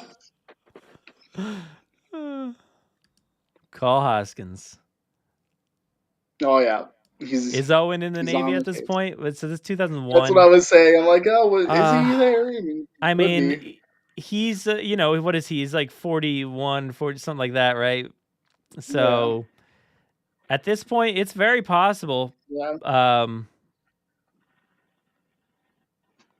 It's very possible that he could have been like, right into the military or whatever. Gosh, maybe not. Maybe not like a Navy SEAL or anything like that or whatever, but like a grunt. We watched the entire movie on Phil's drive from LA, and he's still got 3 miles. He's still not even home yet. Gosh, what a movie! JP3, there it is, the movie with the best dinosaur to have ever existed, the Spinosaurus. And so what do you think? What's your wrap up thoughts on Jurassic Park 3? There's a lot of parts that haven't aged too well. I have my mixed feelings on the movie, but overall, I just think it's such an incredibly fun movie, regardless of anything. It's just such a fun movie. And again, like, I just have that nostalgic tie to it. Like, this will always be one of my favorite movies I go to. Is like a comfort movie, something to put on in the background. I was like growing up during the entire marketing of this movie was my childhood. So everything surrounding this movie was just around me at the time. Yeah. I it's a movie that hurt me a lot to begin. Back in 2001, I remember seeing it in the theaters and just being so let down. But as the years have gone on, I've really, really come to appreciate it. And even the things that I disliked before, they've become, something that I appreciate now. And I've actually seen past the issues that I may have had. So I really dig this movie. And of course, it is still probably like last on my list, but it's a good list. So I've got no problem with it. I got no problem at all with this movie. I love it. So I mean, it's last on my list too, but that doesn't mean I like really hate it or anything, because I love all these movies so much, and it's just you can't really truly hate these films. They're so much fun. No, I mean, yeah, there's a lot you could dislike about this movie and, Yeah. and call out, but like I said, and it's not something you can dismiss. Is it really depends on when you saw this movie. I saw The Lost World when I was like 11 or 12, and Yeah, that to I was me way was too young like, for that. yeah, that was like pivotal for me. Like that was a pivotal time period. So that's why that movie is like my favorite one, that probably out of all of them. And then this one, I was just a little, a little Yo. older, and it just like a little, past loving it, and it was out of my range. But you on the other hand, maybe it's perfect for you. So, Yeah, I was at that you know, perfect age, and I actually I did see the first Jurassic Park and Lost World before I saw Jurassic Park 3. It was like in the same year my father introduced me that the whole franchise. He oh made wow, me watch both those movies with him. I think in like 1999 or 2000. I was still very young, and that's how I fell in love with these movies. I was obsessed, and hmm with the Lost World, being that young watching it, I was definitely a bit scared. There was a lot of dialogue I didn't quite yeah, understand, but I yeah, loved the Tiger Raptors as a kid. I loved seeing the trailers go over the cliff and the hmm T-Rex in San Diego. And then like when I heard they're making a third one, I was just all about it. yeah, yeah. I remember being so hyped for number three because I was a huge fan at this point. Mhm. I was very hyped, but it was like the hype dwindled once I saw that clip of the plane attack on like Jay Leno or something. Like that's where Yeah, I oh, they was played it like, on Jay Leno. yeah, they I think I don't remember if it was William H. Macy or Sam Neill. One of them were like on. I think it I was Jay think I Leno. do.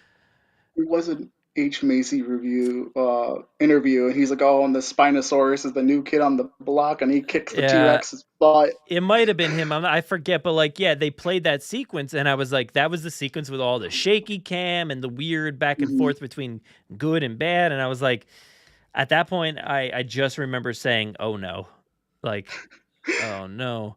And then Oh I went to boy. go see it with a random like cousin of mine or something was like in town, and we went to the movie theater to see it, and yeah, I just was like, "Oh, no."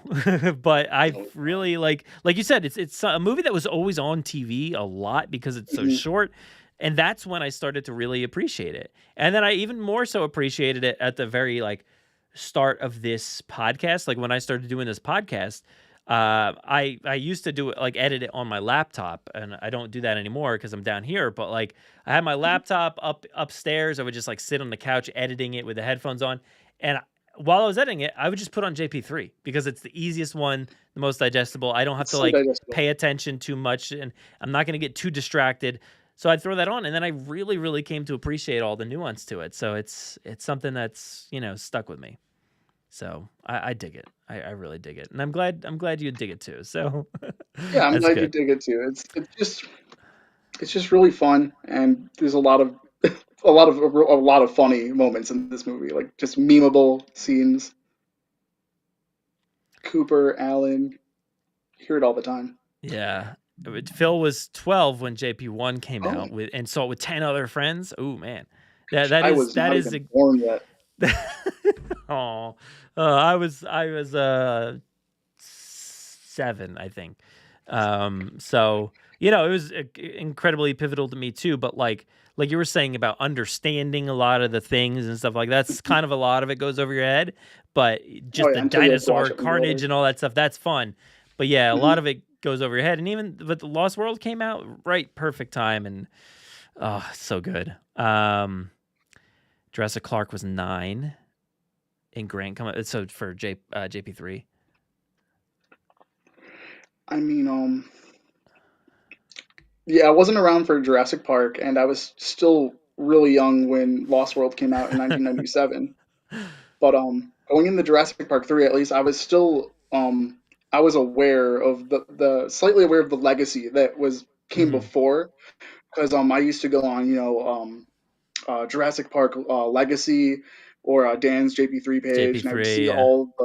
all the toys and stuff, from the past movies, and I was like, gosh, those Kenner toys look so good. I wish I got them for Christmas. And they just felt because even though I wasn't around for Jurassic Park, just seeing those toys, like you could feel the nostalgia coming off of them almost, even though it was before my time. I still would always think about what these toys meant to other fans who were, at the perfect age when Jurassic Park came out and when The Lost World came out. I would always think about how it impacted them. Yeah. I mean, yeah, they were everything. They were like, the toys were the thing that like kept me going, kept me excited for these movies. And yeah, I think like I've always said that's been like one of my number one, fan experiences is like collecting the toys and having these toys.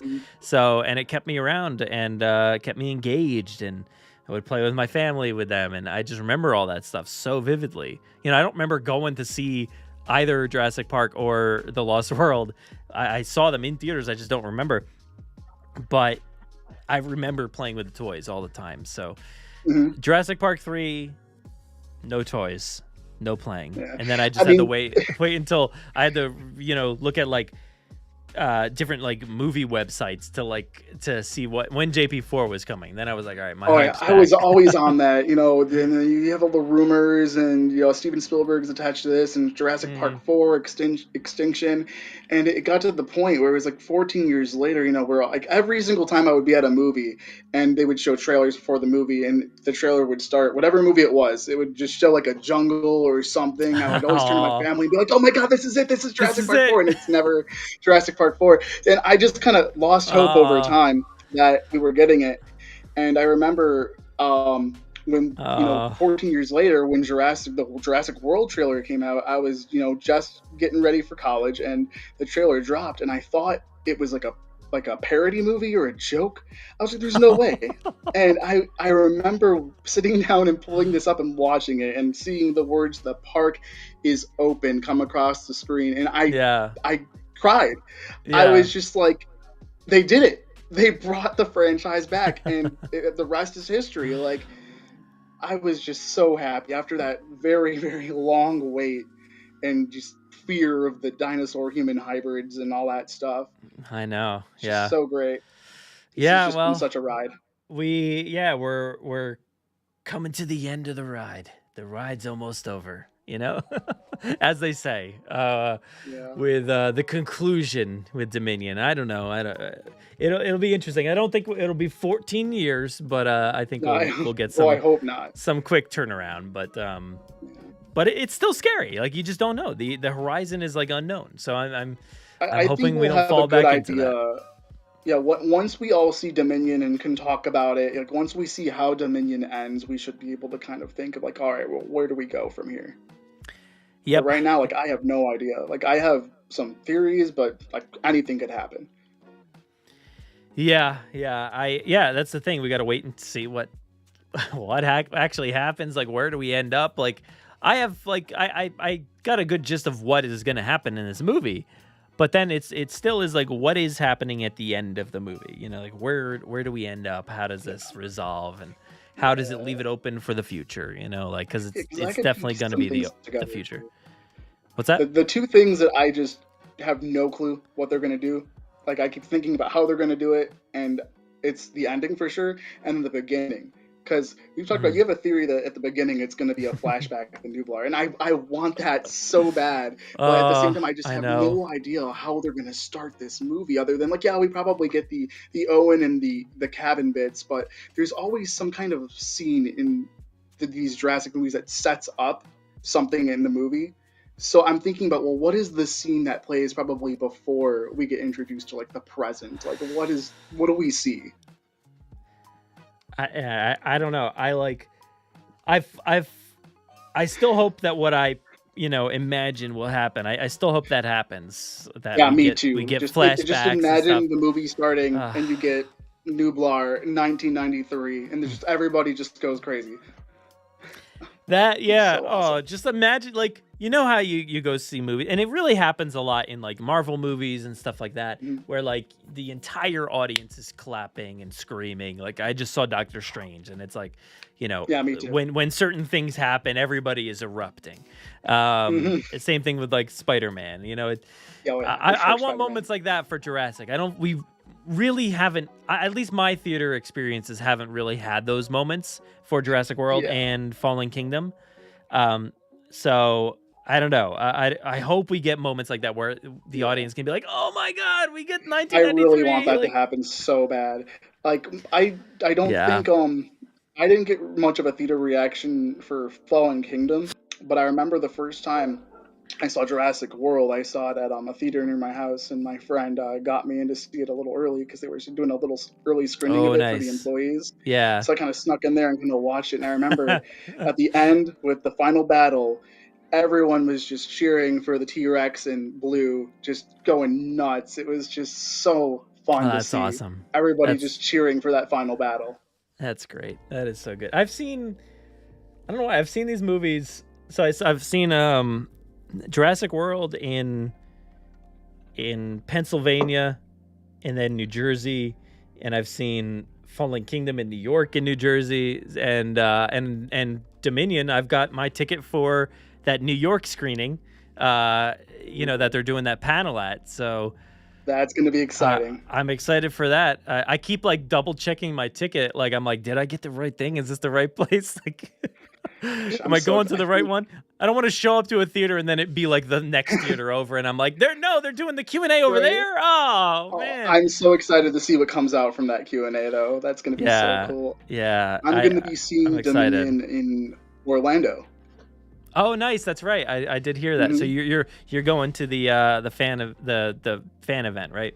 Yep, I'll be there. It's going to be so fun. That I wish I could be there. That's awesome. So you got your tickets for the theater, in City Walk, right? And then going out to the rides and all the experiences in the park. Like I haven't ridden the Velocicoaster yet, so that's my number one. I'm so excited. Maybe get a churro or something. Yes. Yeah, you got to get a churro. Get a churro. I don't know if they still have the blue ones or not, but they're just so incredibly sugary and stuff, but they're so good. Can't wait. You'll have to ask Forever Malone if they still got those blue churros out there. Ooh,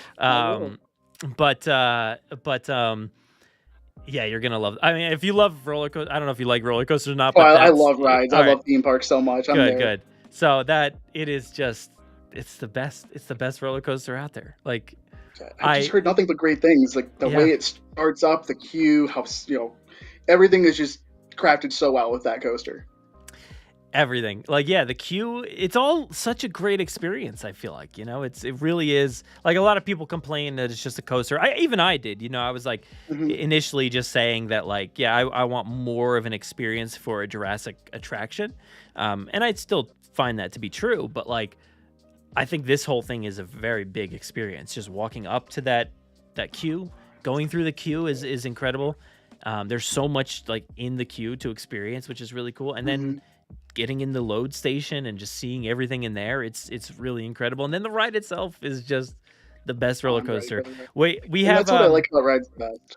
Yeah, a new roller coaster debuted in my like hometown park out here, Six Flags Great Adventure, Jersey Devil roller coaster, and I was like very hyped for that. But I had literally gone to Orlando, and then like a few days later, I went to the Great Adventure Park, and I was like, I rode the new coaster, and I was like, no, it's just not it's not the same. It's not as good, anywhere near as good as Velocicoaster. It kind of it's unfortunate that it ruined every other coaster. Yeah. Yeah. They did it. They made the perfect coaster through the Raptor paddock. They did. Yeah. Yeah. They didn't listen to Owen at all, but they made a great coaster. I love that video so much. It's so fun. It is so good. But yeah, I think that's about it. We've done it. We've talked about JP3 stream the whole time. Let me go ahead and I think which one is it? Is it this one? Nope, not that one. Oh, I think it is that one. I just don't have the browser open. Hold on here. Here it is. All right, so going back here, we got a bunch of videos on YouTube. Go check those out. But please don't forget to listen to our latest episode, number 322. Oh, it's a lot of episodes. Myself and Ryan Donahoe of the Forcecast, host over there, and I am also on the Forcecast this week. Yeah, this week he had 2 episodes come out. There's one with Ashley Eckstein, who plays Ahsoka Tano, and then one with me and Steve Sansweet for some reason. So go check out that episode, but also this episode of the Jurassic Park podcast. So you get to hear from the entire cast and crew. I didn't interview them, but somebody else did, and we got the video. So go check it out. Go listen to it. And also Dakota Morgan with another installment of The Hatchery. So go check out that. And then we've got a bunch of videos and stuff. Oh, and go listen to the Dino Watch podcast. It's pretty fun. It's a good time. Very like in-world, as if, Tom is interviewing people who have interacted with dinosaurs around the country. So yeah, I love that so much. It's so fun. Like, I've really dug it. The Tom has got a bunch of really fun contributors from around the community to like act out certain characters and parts. So it's really, really fun. Hey Lee, you missed the whole thing. Did the movie start yet? Yeah, it started. It started an hour and a half ago. Yeah. But yeah, let me go through the comments here. Thank you so much for everybody for joining us this week. Let me just see what else we got here. Is Philly in here? I love you, man. Philly. I mean, no, the state is not in here, but I haven't seen the movies in Philly. I saw it outside of Philly. Philly. But I love Philly. I was just there not that long ago, the other day. I went to the zoo one day, and then I went to the Philly, what's it called? The Franklin Institute the other day. It's good times. Philly's awesome. Yes, and then, of course, next week, we are doing, what movie's next? Jurassic World. Yep. So we're going to be talking about Jurassic World. We're going to watch Jurassic World, 9 p.m. Eastern Standard Time, so come join us. Sorry, just laugh reading the comments. But yes, we'll be talking all that, all of the new stuff with Owen and Claire and Velociraptor Blue and Dr. Wu and what is happening behind the scenes. I have no idea still. We'll see. We'll find out maybe, hopefully at some point. But I love that movie too. So thank you so much for joining me, Jurassic Souls. I love that you, thank you so much. Joined in. You were kind of like, I forget how it was initiated. You were, I think, did you joke about joining in or somebody? Yeah, I didn't think you were serious at first. I was just like, wouldn't it be funny if I asked if I could be on the Jurassic Park 3 one specifically because they mentioned Suchomimus in that movie? And they're like, oh yeah, come on, let's do it. And I'm like, oh my gosh, it's happening. It's happening. Yeah, I was like, you know what? Yeah, you're coming on. I didn't have a guest for today, so I'm like, you got it. It's you. But thank you so much. Thank you so much for joining me tonight. Why don't you let everybody know where they can find you online? Well, if you want to see me gush about the Jurassic franchise, you could follow me on Twitter at Jurassic Souls, and I think that's about it, really. Yep. Especially gushing about Suchomimus. Suchomimus. I love Suchomimus. The best. Yay. I wish I could make it like clap. Yay.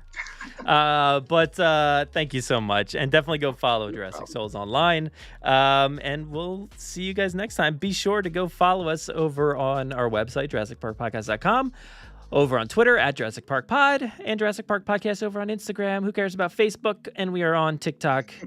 Go listen to us on the podcast feeds all over the place, any podcast feed that's out there. I am at Brad Jost on Twitter. Thank you so much for joining us, and we'll see you guys next week.